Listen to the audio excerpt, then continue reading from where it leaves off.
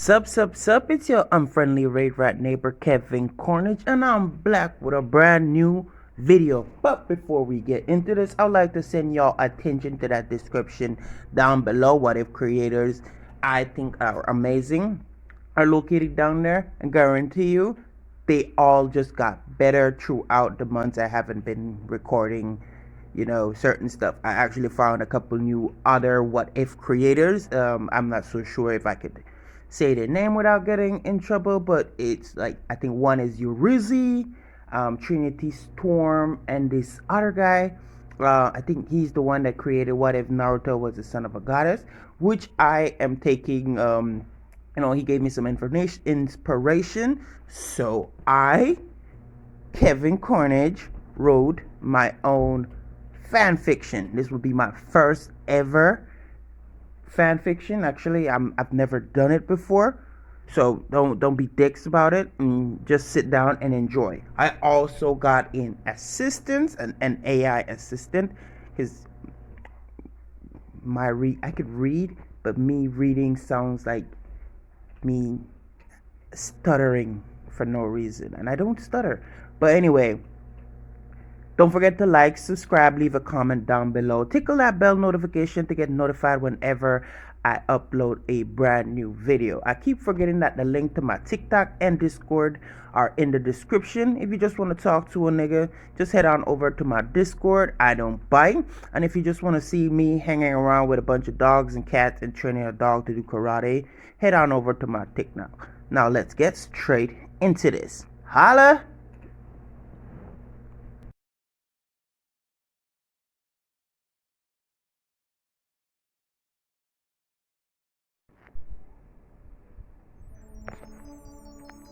What if Naruto was the son of the goddess of battle strategy, war and wisdom?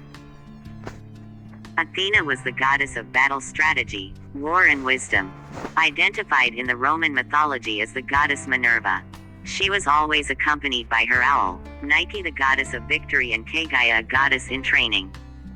She's also known as Pallas Athena. She wore a breastplate made out of goat skin called the Aegis, which was given to her by her father, Zeus. She had many names that explain her. Some of her names are Helmet Head, Athena the Wise, and others. Athena was an armed warrior goddess. The Parthenon at Athens was her most famous shrine. She never had a true lover or someone to hug and hold her. All she had was her loving mother, lecherous father, and most but not all her brothers and sisters. For some very strange reason, it was hopeless that she would fall in love. Hephaestus tried once, yet failed. Athena was well known for giving advice, mentoring heroes.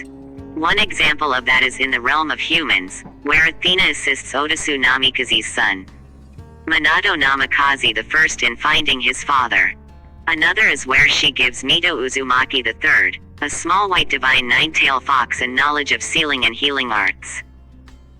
Dust Athena was loved in heaven and on earth, and peace reigned between realms. But peace was a fleeting concept even for the gods, and so soon war reigned through all 13 realms. Scream of hopelessness and loss could be heard amongst scorched bodies and buildings. A nine-tailed demon looming menacefully over the mostly destroyed village and its people. As two figures was standing between it, and the inevitable destruction of the hidden village. That night was called the Blood Moon Slaughter.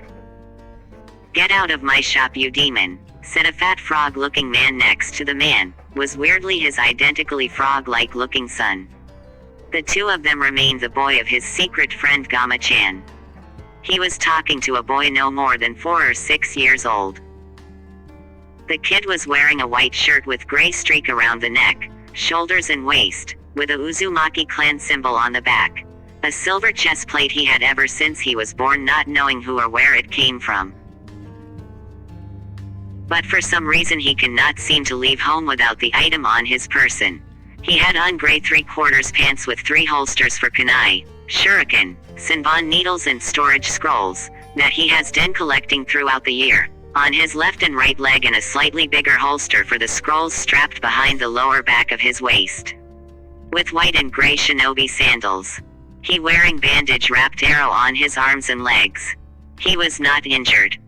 Not that he haven't got some injured in the past by his surrounding, but that was not it. For some reason he just thinks that having his arms and legs in bandage looks cool.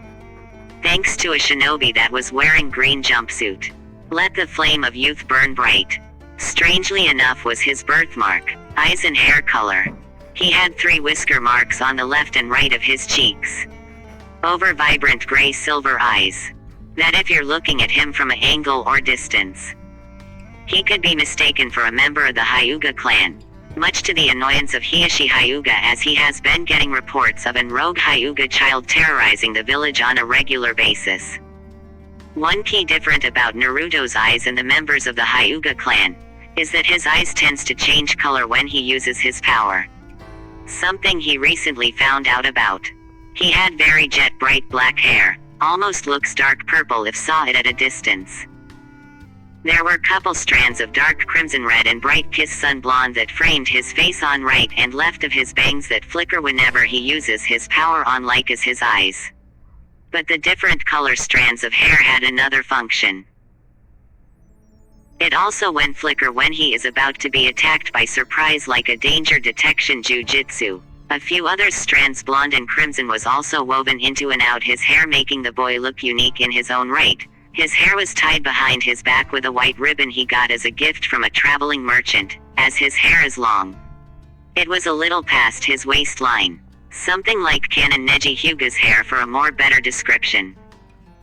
Before the boy left the shop, he turned and looked at the shopkeeper and said, "Nice doing business with you." The shopkeeper raised his eyebrows at the boy as he was clearly confused at even that statement. The boy, now identified as young Naruto Uzumaki, threw a coin to the shopkeeper. Being that he was a greedy bullfrog, he has tried to catch the coin only for him cause himself to stumble backward over his soda crate. Naruto had burst into laughter for a bit, but before he started speaking is then said, "The money is for the apple I took beforehand." He was ignored and cursed by the man, saying, "You fucking thieving demon brat. Get the fuck out of my store and never come back," while throwing cans of soda at Naruto, which he caught before they can hit the ground and placed them in his pocket and holsters. As continued to taunt the man, causing to throw more sodas at him. After Naruto left cause he had gotten bored, and after man's anger and embarrassment had somewhat subsided for a bit, he got up off the floor and turned around to see that he had thrown away most of all of his cane soda. He then yelled out in rage, ignoring his surrounding, "You fucking demon, I kill you next time I see your face," causing the crowds to turn and look at him warily. Naruto was making his way through the village enjoying his sweet red apple and free soda, whilst ignoring the glares and killing intent directed at him from his surrounding. He was making his way to his third most favorite in the place in the village. A place that most of the shinobi and nearly all of the civilians finds the place completely and irredeemable dangerous. Unbeknownst to young Naruto, 3 pairs of neutral eyes were looking at him, or should I say looking out for him, as they move in the shadows, making sure not spotted by civilians or ninjas alike. "Is that him? He is so cute. I can just eat him up," said one of the masked figure. "It's him all right, no doubt about it. He has the same eyes as her. And can you stop messing around? Someone might sense us," answered the second one. "He doesn't seem all that special. Are you sure that you're not making a mistake? And what's with the chest plate?" remarked the third figure. Training Ground 44, also known as the Forest of Death, was the stage for the second part of the Chunin exams, proctored by vibrant and sexy Mitarashi Anko. Its primary function served as a testing ground for the survival and fighting skills of genin trying to become Chunin. It is a very dangerous place, filled with hordes of flora and fauna, often gigantic, poisonous, or even more likely, both, hence its name, the Forest of Death. After Naruto had left the store where he somewhat bought his apple and got some free soda, he made it to the gates of the Forest of Death. A metallic fence surrounds its perimeter with 44 gates equally spaced around it. This perimeter is where the shinobi entered. Inside is a river, the forest, and a tower located in the exact center. The forest's radius is about 20 kilometers. It lies to the north of the 43rd training ground. Within the forest are many large and deadly creatures such as giant leeches, elemental tigers, armored bears, and the list goes on and on and on and on. Naruto, yes, it's time to get some training. Old Man Third did promise me that if I can master the substitution, transformation shadow clone and the body flicker jutsu before for my 5th birthday, he would enroll me into the Ninja Academy. Speaking to no one in particular. Flashback 6 months earlier. Hiruzen Sarutobi, Sandaime Hokage, literally meaning, third fire shadow, of Konohagakure. A disciple of the village's 2 previous Hokage, Hiruzen was a powerful ninja, hailed as a god of shinobi. Though he was only ever directly the teacher of the Sannin, generations of Konoha shinobi benefited from his wisdom during his lifetime. The only consistent physical feature Hiruzen has displayed has been his below-average stature, all his other attributes having changed over the years. During his youth he was tan-skinned and had dark brown, spiked hair, adding a small goatee to his look after becoming Hokage. Towards the end of his life his skin is lighter, his hair is gray, his face is gaunter, and he has the wrinkles and liver spots of old age. He initially had a single line running vertically under the outer corners of each eye, which stretched down into his face as he aged until they reached his cheeks. Naruto called out Hiruzen to a over-energetic 4-year-old Naruto rolling around in the grass, getting the boy's attention. Naruto stopped for a moment before he asked,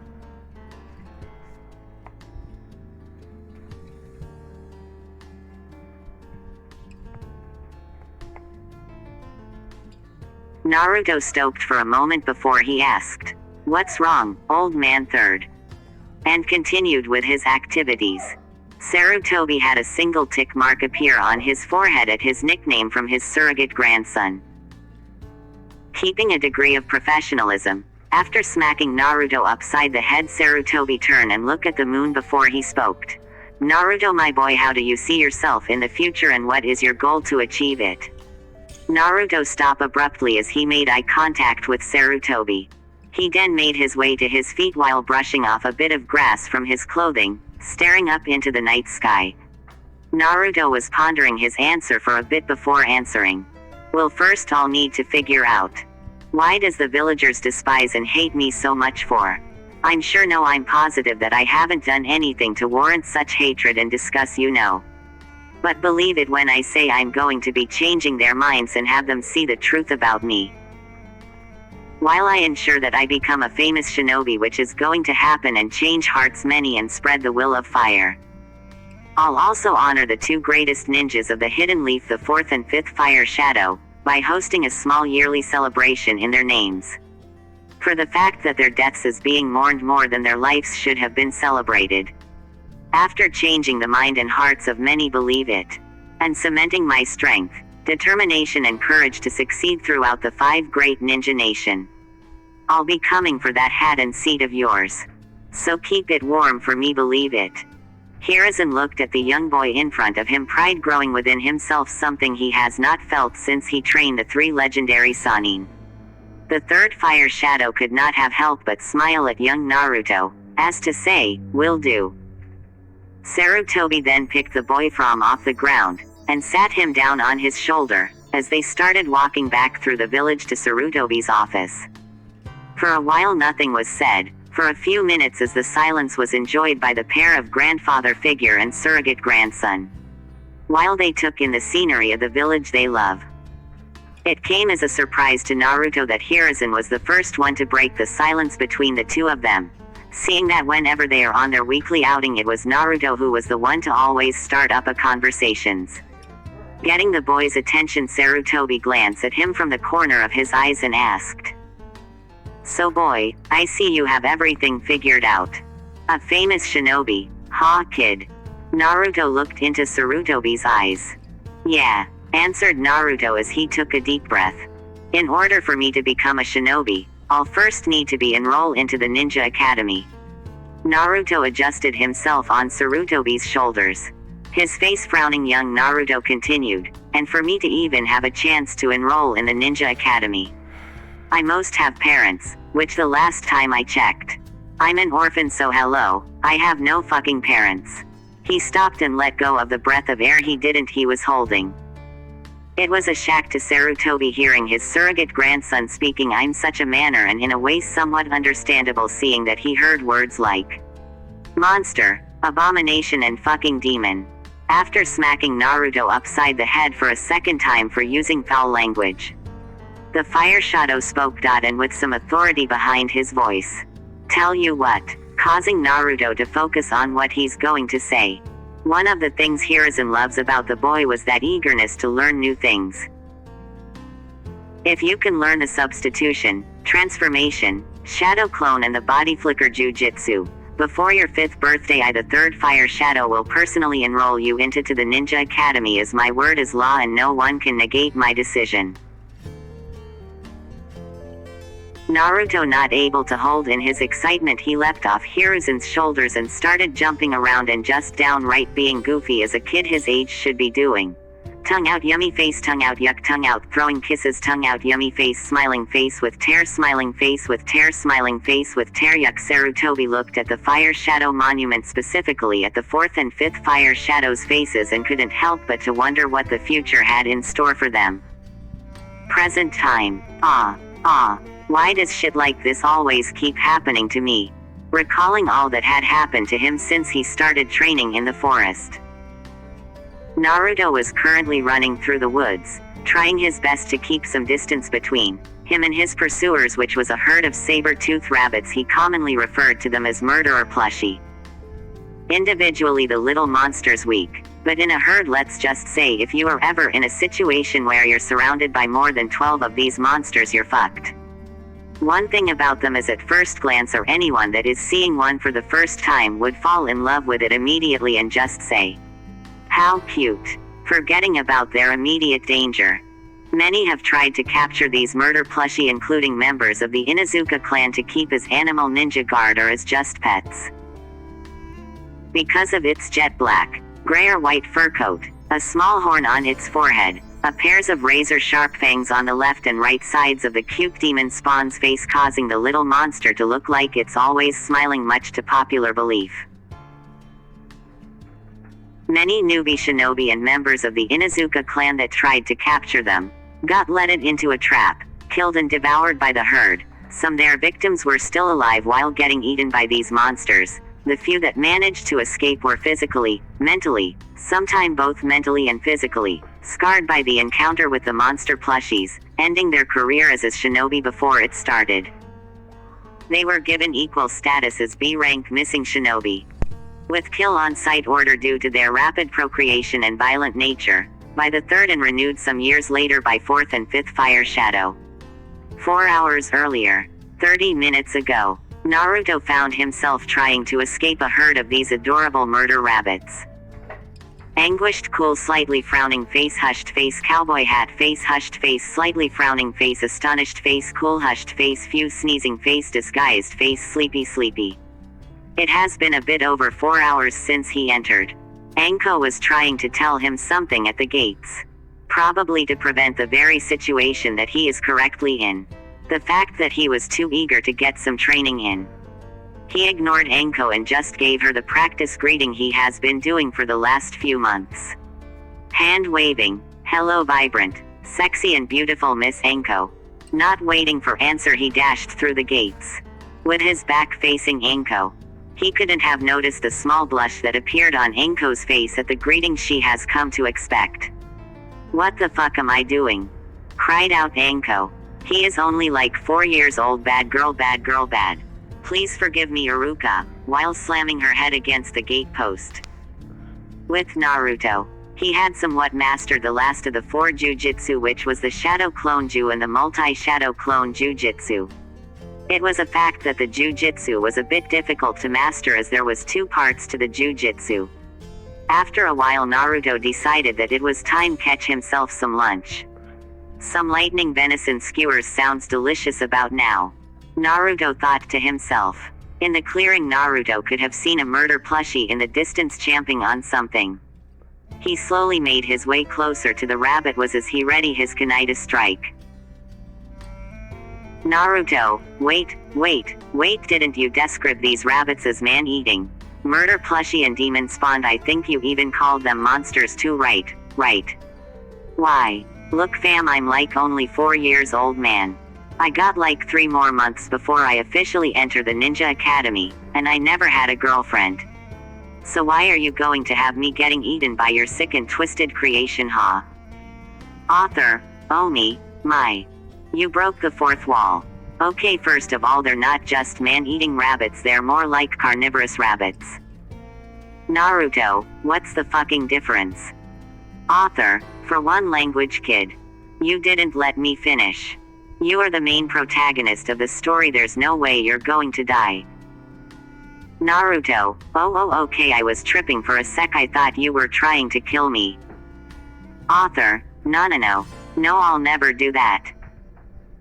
I'll only be putting you in some rather unpleasant and quite strenuous situation, but that's it, so be a good boy, try not break the fourth wall anymore.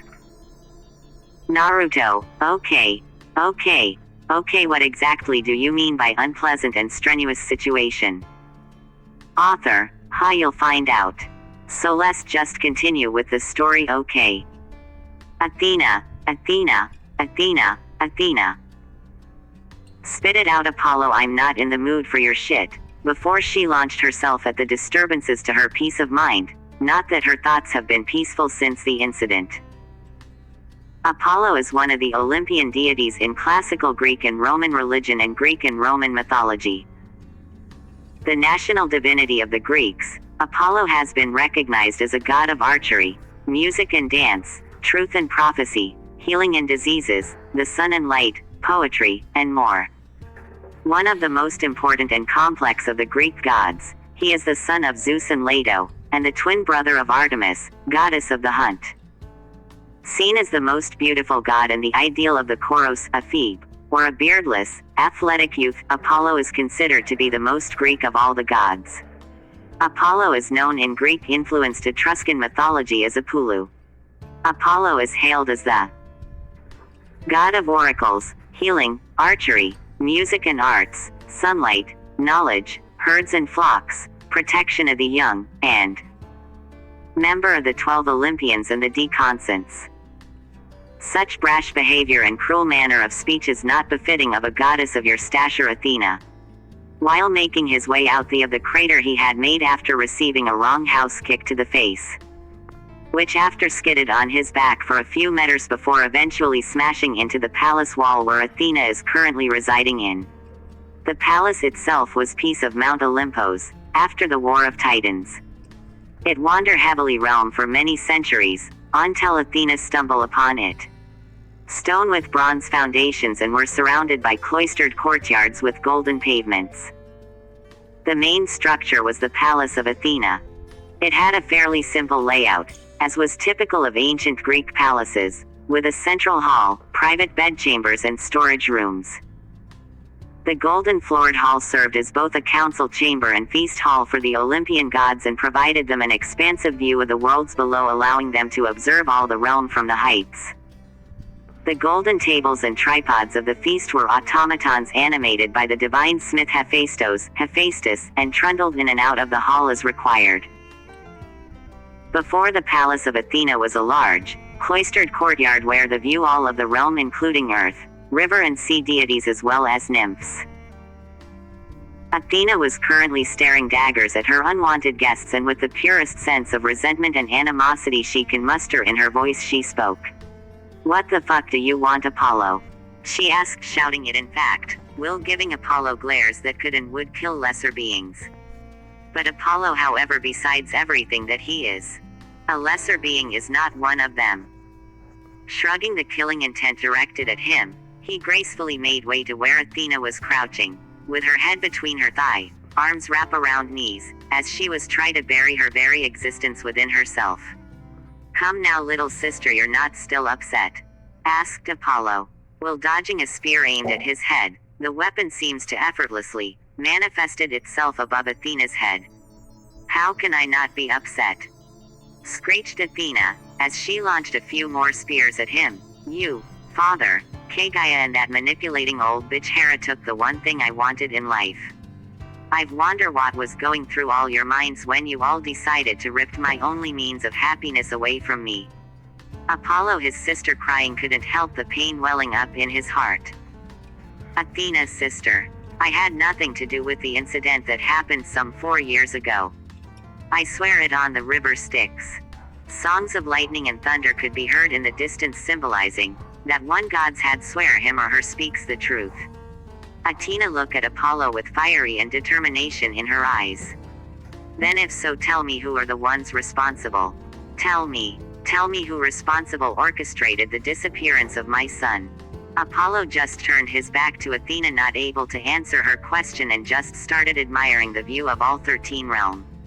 After a bit he just made his way out the palace, not saying anything. Unbeknownst to her, a green snake was wrapped around Apollo's neck, a sign that he wasn't himself and was probably being controlled. A great many thought was good through the mind of young Naruto Uzumaki. First, relentlessly pursued by a herd of murder plushie, after he killing one of their kin to make himself some skewers. Naruto said to himself, well, at least nothing worst can happen. How wrong he was. Few hours into chase, a pair of armored bear decided to join the chase. A few minutes later, some element tigers also decided join the chase. Naruto was running, fighting and evading attacks for well over some hours, and he is getting a bit annoyed. The young boy found himself in a clearing surrounded on all sides. Naruto took a deep breath after composed himself and started speaking. Not that the monsters of the forest could have understood what he was saying. Listen up, Josie and the Pussycats, walking trash dumpster and the worst of them all, you adorable devil's spawn. How can one be so cute and very evil at the same time?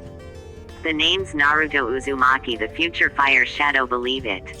As place 2 fingers in a cross's shape, gather as much chakra his tiny body can handle, he then shouted. Ninja Arts Shadow Clone Jujitsu. 600 Narutos appeared in the clearing surrounding the enemies on that day. Cries of monsters small, medium and large echoed through the forest. Flashback 3 months earlier. Hey old man, third, called out Naruto, getting smack and Sarutobi attention. What is boy? Asked Sarutobi, keeping a professional appearance. Well, you see, no matter what I try, I just can't seem to get the clone jujitsu down. Even after mastering the tree walking and water walking exercises, I don't know what else that I can do. What am I doing wrong, old man? Answered Naruto. Sarutobi sat back in his chair, took a drag off his pipe. And for one, we all knew that Sarutobi was smoking weed in his pipe all this while, so there. As the third to try to relieve some of the frustration in the boy standing in front of him, he paused for dramatics and then spoke. Well, young Naruto, it doesn't come as a surprise that you can't perform the simplest of jujitsu, especially the clone hyujitsu. He raised his arm to stop the boy, as he can see that Naruto was going to protest about the remark of him not able to perform the simplest jujitsu. Sarutobi then continued. You see, it's because of your massive chakra reserve. My own chakra reserve cannot even begin to compare to the amount of chakra that you possess in your tiny body. Your chakra reserve is probably equal or greater than the Sage of 6 Paths. Sarutobi stopped to gauge the boy's reaction. Naruto's jaw had draped as he was assimilate information he just heard. He had a small smile that slowly crept across his face. Sarutobi continued, which brought Naruto out of his stupor. You see, I knew that you would be coming to my office the moment ran into difficulties with the clone jujitsu. That's why I'll be giving you 2 more scrolls. So forgive practicing clone jujitsu and focus on these 2, the shadow clone jujitsu and the multi-shadow clone jujitsu. After his talking with the third, getting the pros and cons of the technique, noting how useful the jujitsu is in many ways, Naruto, after leaving the Fire Shadow's office, Naruto had greater determination to make his dream a reality. Present time. Naruto was making his way to his apartment. He was covered in scratches and bruises that will sooner heal up good as new, like he was never got injured. He did find his rapid regeneration ability a bit strange, but no information about his could be found. Not event third Fire Shadow could have explained my rapid regeneration. Or can he? Naruto was also covered blood, most of which was not his own. Time skip 9 months later. 1 month remained before Naruto can finally enter the Ninja Academy. But there was one thing. After 9 months, he had mastered substitution, transformation, shadow clone, and the body flicker jujitsu.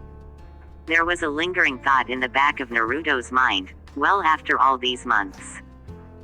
That day he got the scrolls for the shadow clone and multi-shadow clone jujitsu.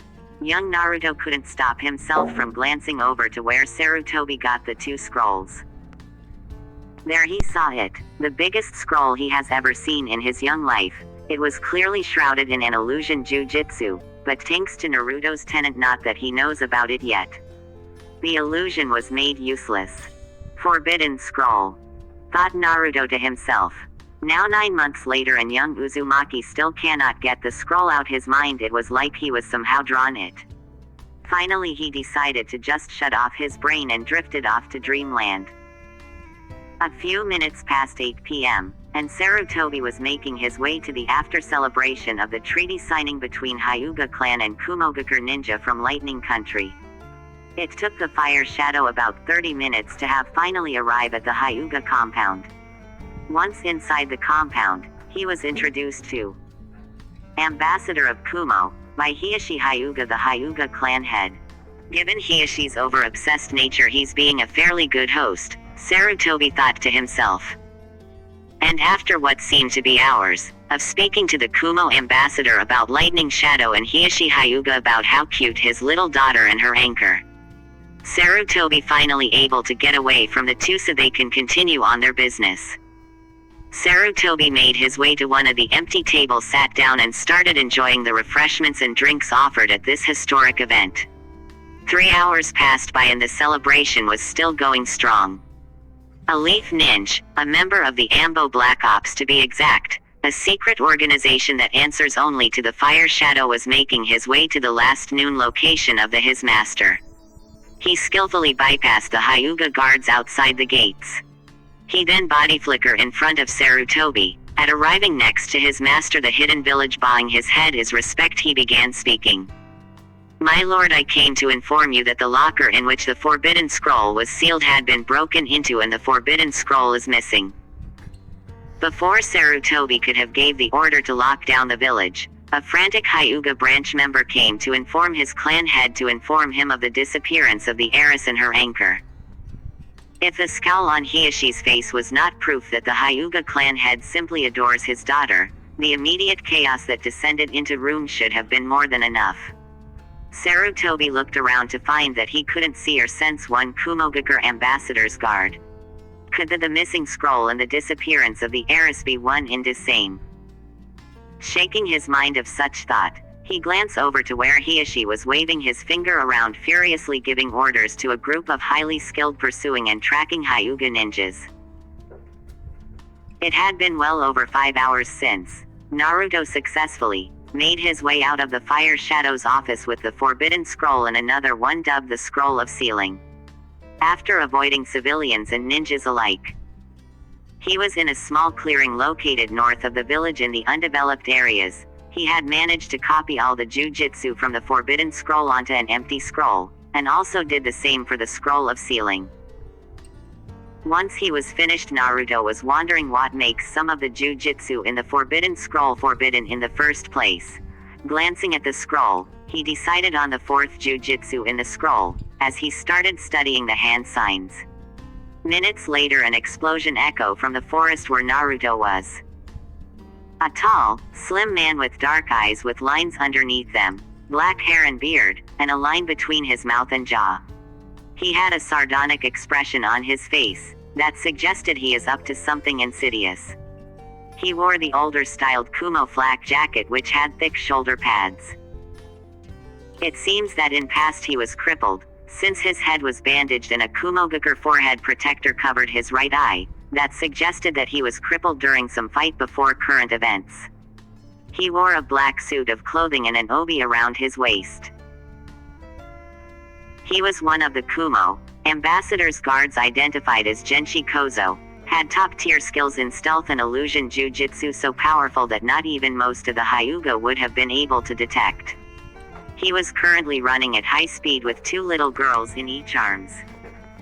Girl 1 had fair complexion who, as a Hyuga, her most distinguishing trait is the Byakugan, giving her featureless white eyes, lavender in the anime. She has dark blue hair that she keeps in a hind cut of different lengths. Her hair is cut just above her forehead akin to a bowl cut with chin-length strands framing her face. Girl 2 also had fair complexion, but unlike the Hyuga heiress distinguishing traits, Girl 2 had waist-length cherry blossom pink hair, a brilliant shade of neon green colored eyes, giving her expressive eyes.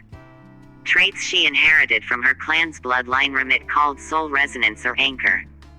She wore her hair as bangs in order to cover her large forehead and fend off few people from calling her forehead. "Ah, somebody help us," cried out Sakura as she woke up to see that she was not in Wielder's room. Moving around in her kidnapper arms after she that her wielder was being kidnapped somehow managed to wake her wielder. Hinata woke up feeling the wind hitting her in the face. As she opened her eyes, she saw that herself and her anchor was being kidnapped by a man she was introduced to earlier in the morning. She looked over to see her anchor struggling to get out of the man's grip, and before too long they both screamed out for help. 20 minutes earlier, Naruto woke up after passing out from practicing exploring Shadow Clone Jujitsu. After getting knocked out for a while, he understood why the jujitsus in the scroll are called forbidden. He started packing up after deciding that one experiment was enough for the night. He was making his way back to return the 2 scrolls. He saw a suspicious figure leaping from tree to tree with the speed of a high Jonin class shinobi. Naruto could see that there were 2 pairs of small feet struggling to get away from their abductor. Sensing danger, Naruto made 2 shadow clone and ordered them to find the Fire Shadow and Doggy Man and tell what happened, and to let them know what route the shinobi is taking. With a renowned eye, the clones darted to find their targets while the original Naruto dashed after the jetting shinobi. Thanks to the chakra exercise, he managed to suppress his chakra turn near civilian levels, as he was not naive enough to think that he can go up against a high Jonin level shinobi and make it out the victor. No, he was not, but he needed way to slow him down. Then Naruto had a great idea that was Surto work. "Help someone, anyone please help us," cried out the 2 little girls, fair evident in their voices. They tried to get someone's attention. Anyone would do in their minds. They either try to save them if they are capable enough, or inform the higher up and direct them to their last noon location. "Shut the fuck up or I'll rip both your tongue out," yelled a now irritated Genshi, as since the pair woke up they haven't stopped screaming every which direction they can for help. Not that it was going to work. They were miles away from civilization, and he chose this route for 2 reasons. 1 is it's the undeveloped parts of the village and nearly nobody comes through here, and 2, the route would allow him to complete his mission in a little over 10 hours earlier than to use the other routes, and in a shinobi world completing the mission early has a better chance of success. 30 seconds after Genshi threatened to remove their tongue, Hinata started crying as Sakura started hurling childish insult at him. Naruto Clone 1 had made it to the third's office only to find that Noonday was at the office, which was good in a way because Clone 1 had another mission, and that was to return the 2 scrolls to the locker. Feeling relieved that that original was not going to be getting into trouble, he chaired his mind and tried to think where the old man could be. He then remembered that there was a treaty signing today at the Hyuga compound, and there was one way Sarutobi was going to miss this historic event. After Clone 1 gathered his thoughts, he leapt out the office in the direction of the Hyuga compound. Naruto Clone 2, why is so hard to find Doggy Man? Let think for a second here. Whenever Doggy Man appears is when I was about to get betting by drinking civilians. A thought came to Clone 2, but it was one that he didn't like one bit as he made his way to the red light district. With Genshi he had to stop abruptly as 4 figures was standing in front of him, one with Bush's eyebrow he have ever seen. The man was spotting something about the flame of youth. He was wearing green jumpsuit, orange striped leg warmers, and the standard Konoha flak jacket, which he normally leaves unzipped. His red forehead protector is worn around his waist like a belt while he was giving a thumbs up. Why is his eyebrows so bushes? The second person was trying his best to ignore his green clothes company. Did you say something, guy? Asked the man with spiky silver hair, often oriented to his left side, dark gray eyes, black in several instances, and typically a relaxed and lazy expression. He wears a mask that prevents most of his face from being visible. His forehead protector balanced above his forehead and right eye. Genshi though to himself, how can that man read in the dark? The third person looked some way disappointed at the behavior his two companies' antics. The man was of average height and build. He has black hair, brown in the anime, that he keeps in a ponytail, dark eyes and a scar that runs across the bridge of his nose, which he has had since his youth. He wears the standard Konoha shinobi outfit complete with forehead protector, sandals, and flak jacket. His sleeves are also rolled up about 1/4 way. Genshi wanted to know who was this guy and what is his current shinobi rank. The fourth person was a female, and honestly you can see she doesn't fit in with this group. She dark brown hair, crimson colored eyes and light colored skin. She has a slender build. He couldn't see much more details cause she was casting an illusion jujitsu to shrouded her appearance. He immediately knocked out his two target and laid them next to a tree as he was thinking this is bad. Naruto Clone 2 was now running through the streets of the red light district while evading projectile thrown at him by a small group of people he had managed to anger so that he can from mob to signal Doggy Man. And this was a good idea as he can come up with giving the situation. As he darted into an alley, seeing that it would put him in a position that he'll need to be saved. Naruto Clone 1 had made it to the Hyuga compound where he incurred two problems. Is the fact that Hiashi Hyuga clan had ordered the immediate lockdown of the compound, no one gets in, nobody gets out. The second and the most difficult problem was standing in front of him two Hyuga guards with their distinguishing features staring blankly at him. What is it that you want, monster? You're not welcome to look at the great Hyuga compound magnificent gates, let alone stand on it grounds. Spit out one of the guards while the other tried to long his stuff at the clone. Only to have it get effortlessly evaded by the chakra construct. Clone 1 knew that he did not have time to waste with the two of these assholes as he thought about ways to make as much commotion as possible. His mind then came to the multi-shadow clone jujitsu. Even though he is a clone, he still has the memory of the original and remembered when he tried using it and regretting the backlash. But there was a few more problems. He was a clone and if it didn't work it would dispel. Gaining a determined look, he placed his finger in a cross shape and called out, Ninja Arts Multi-Shadow Clone Jujitsu. As all the Hyuga guards could see was hundreds upon thousands of Narutos in every which direction, leaving the two baffled at what they were seeing. Which in hindsight made it easy for the clone get past them. Genshi was standing few a second as his eyes darted every possible escape. So yep, this is where we're going to be leaving this off. Hopefully you all enjoyed the show. I'm actually I'm kind of a bit nervous because it's my first fanfic, and it took me about maybe like a month to actually create. I have about 3 more. It's actually one long piece, but I can't record more than 40 minutes. It's complicated. Anyway, I have 3 more. If you want to like, subscribe, leave a comment down below, and tell me if you want 2 more episodes of this. Get me a goal of 3 and 3 new subscribers, and I'll just release it.